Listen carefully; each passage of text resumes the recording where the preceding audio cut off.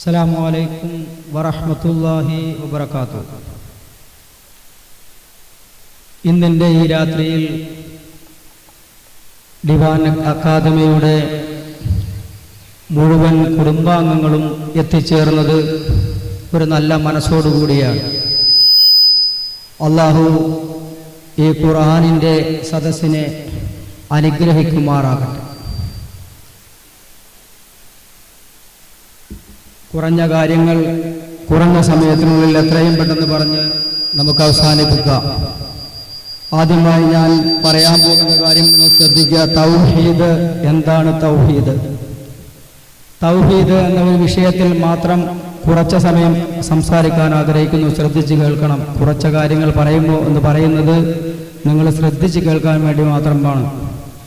ഇവിടെ ഈ ഖുർആൻ പഠിതായമായി ഞാൻ വന്ന് നിൽക്കുമ്പോൾ നിങ്ങളോട് പറയുന്ന കാര്യങ്ങൾ നിങ്ങൾക്ക് അറിയാവുന്നതായിരിക്കാം. പക്ഷേ നബി സല്ലല്ലാഹു അലൈഹി വസല്ലമ പറഞ്ഞ ഹദീസിൽ കാണാം, ഒരു കാര്യം നമ്മൾ ആദ്യം കേട്ടു, ഒരറിവ് കിട്ടി, അതിനുശേഷം വീണ്ടും ആ അറിവ് തന്നെ കേൾക്കുമ്പോൾ സാഗൂതം ശ്രദ്ധിക്കണം, ആദ്യം കേൾക്കുന്നത് പോലെ എന്ന റസൂലുള്ളാഹി സ്വല്ലല്ലാഹു അലൈഹി വസല്ലം. കാരണം പിന്നീട് കേൾക്കുമ്പോൾ കിട്ടുന്ന അറിവ് വേറെ രീതിയിലാണ്. മുആദ് ഇബ്നു ജബൽ റളിയല്ലാഹു അൻഹു യമനിലേക്ക് അദ്ദേഹത്തെ അയക്കുന്ന ഒരു സന്ദർഭം ബുഖാരിയിൽ ഹദീസിൽ കാണാം. റസൂലുള്ളാഹി സ്വല്ലല്ലാഹു അലൈഹി വസല്ലം ഒരു ഉപദേശം നൽകുന്നുണ്ട്. മുആദേ, താങ്കൾ ആദ്യമായി ജനങ്ങളെ ഉത്ബോധിപ്പിക്കേണ്ടത് അള്ളാഹുവിന്റെ ഏകത്വത്തെ കുറിച്ച് പഠിപ്പിക്കലാണ്. ആദ്യം അള്ളാഹു ഏകനാണ് എന്ന തത്വം പഠിപ്പിച്ചതിന് ശേഷം, അത് മനസ്സിലാക്കിയതിന് ശേഷം മാത്രമേ 5 വക്കത്തെ നമസ്കാരം രാപ്പകലിലായിട്ടുണ്ട് എന്ന് പറഞ്ഞു കൊടുത്താൽ മതി. കൃത്യമായി പറയാണ്, ആദ്യം തൗഹീദ് പറഞ്ഞ് പഠിപ്പിച്ചതിന് ശേഷം നമസ്കാരം പഠിപ്പിച്ചാൽ മതി. 2 ആയത്തുകളുടെ ചെറിയൊരു കോട്ടിങ് ഞാൻ പറയാണ്. അഖീമിസ് സ്വല നമ്മൾ കേട്ടിട്ടുണ്ട്. നിങ്ങളും കൃത്യമായി നമസ്കരിക്കണം, ഫർളാണ്, നമുക്കറിയാം. വേറൊരായത്ത് ഫൽ എന്നുള്ളിൽ ഇൻസാനു മിമ്മ ഖുലിഖ, ഏതൊരു വസ്തുവിൽ നിന്നാണ് മനുഷ്യനെ സൃഷ്ടിച്ചിട്ടുണ്ടെന്ന് നിങ്ങൾ ചിന്തിച്ചിട്ടുണ്ടോ? അല്ലാഹ് പറയാ ചിന്തിക്കണം എന്നാ പറയുന്നത്. നമ്മൾ അഖീമിസ് സ്വല എടുത്തു. അഖീമിസ് സ്വല നമസ്കാരം, നോമ്പ്, ഹജ്ജ്, സക്കാത്ത്, ഈ 5 ഇസ്ലാം കാര്യങ്ങളിൽ 4 നമ്മൾ എടുത്തു. ആദ്യമായി പറഞ്ഞത് ലാ ഇലാഹ ഇല്ലല്ലാഹ് മുഹമ്മദുർ റസൂലുള്ളാഹ് എങ്ങനെയാണ് പ്രായോഗികവൽക്കരിക്കുക എന്ന് നമ്മൾ മനസ്സിലാക്കിയിട്ടില്ല. അതര അല്ലെങ്കിൽ നാവ് കൊണ്ട് പറയുന്ന ഒരു വാക്കാണ് എന്ന് തെറ്റിദ്ധരിച്ചു പോകുന്ന ഒരു ലോകം ഇന്നും മനുഷ്യരിലുണ്ട്.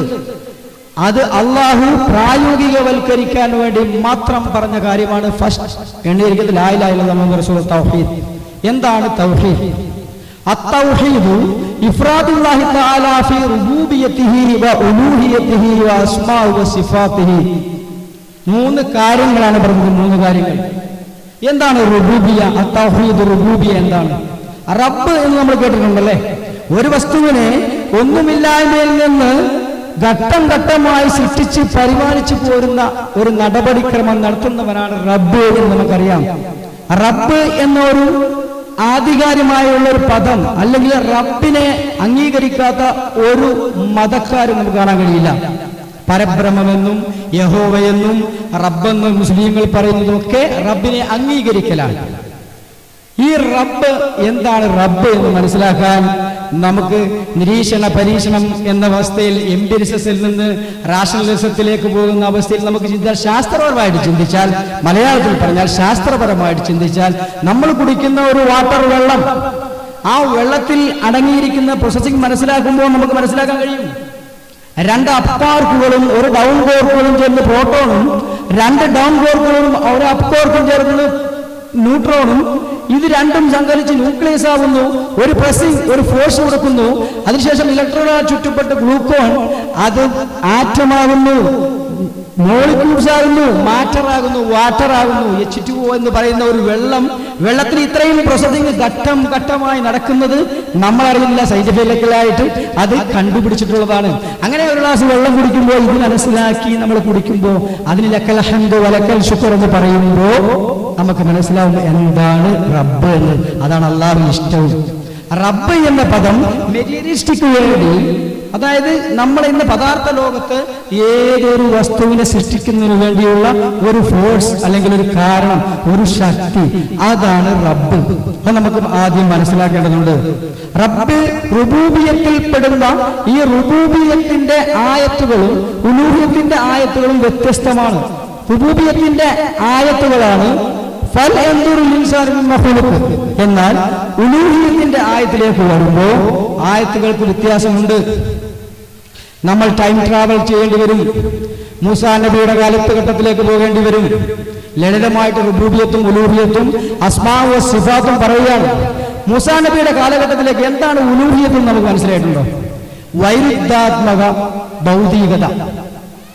മനസ്സിലായി കാണത്തില്ലെങ്കിൽ കൃത്യമായ മലയാളത്തിൽ പറയാണ്, വൈരുദ്ധ്യം സംഭവിക്കുക. ഈ ലോകത്തിന്റെ നിയമം അല്ലെങ്കിൽ ഒരു കൃത്യമായ ഇടപാട്.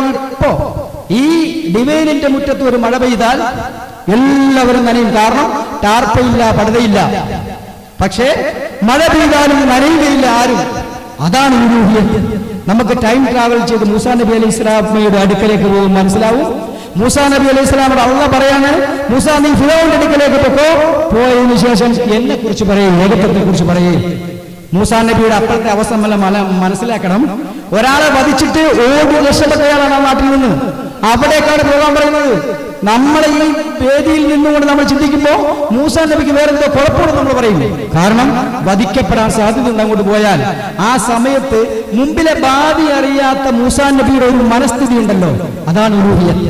കടലിൽ ചെന്നിട്ട് അങ്കലാപ്പിൽ സഹാബാക്കളും മൂസാ നബി നിൽക്കുമ്പോ ആ കടലിൽ പോയി മുങ്ങിച്ചാകുക എന്നതാണ് ഇന്നത്തെ ഈ അവസ്ഥയിൽ ഭൗതിക ലോകത്ത് ചെയ്യേണ്ടത്.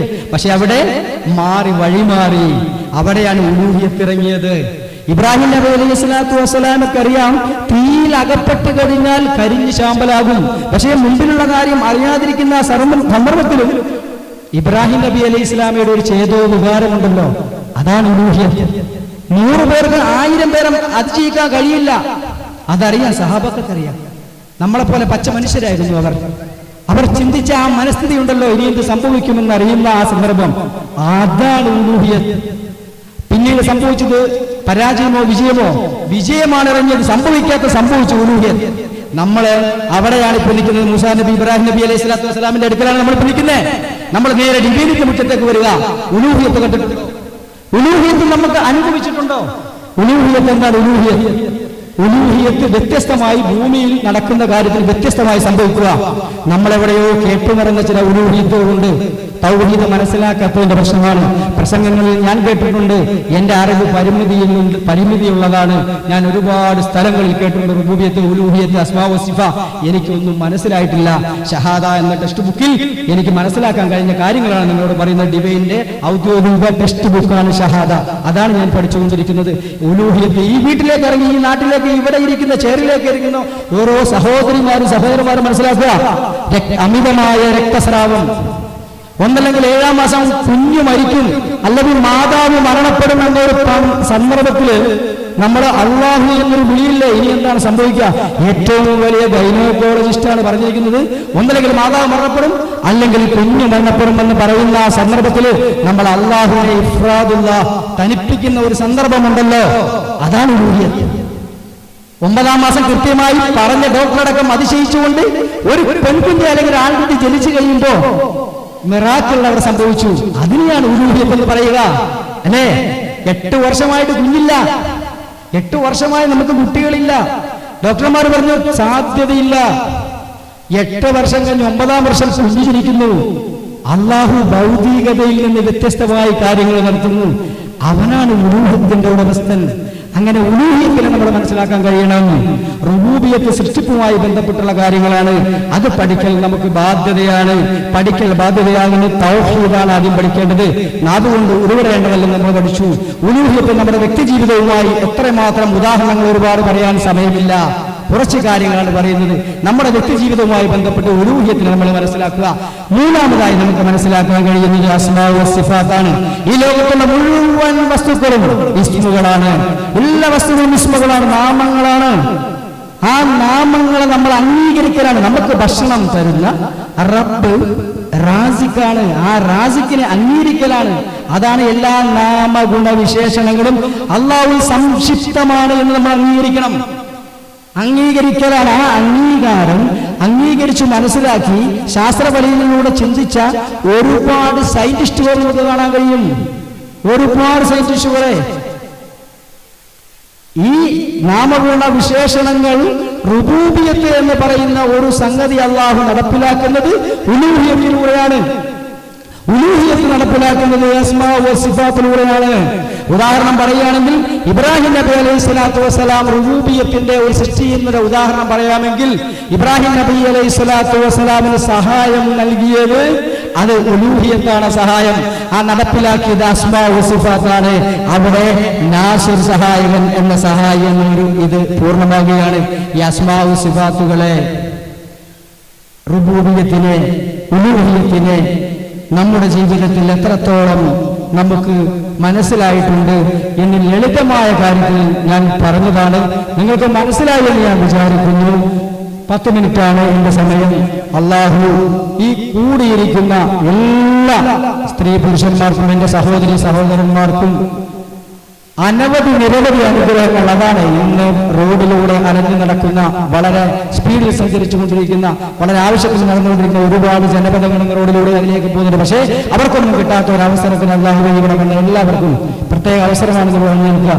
എല്ലാവർക്കും എന്റെ എല്ലാവിധ അനുഗ്രഹങ്ങളും നേർന്നുകൊണ്ട് ഞാൻ നിർത്തുന്നു. വാഹിർ ദഅവാഹും അൽഹംദുലില്ലാഹി റബ്ബിൽ ആലമീൻ. അസ്സലാമു അലൈക്കും വറഹ്മത്തുള്ളാഹി വബറകാതുഹു.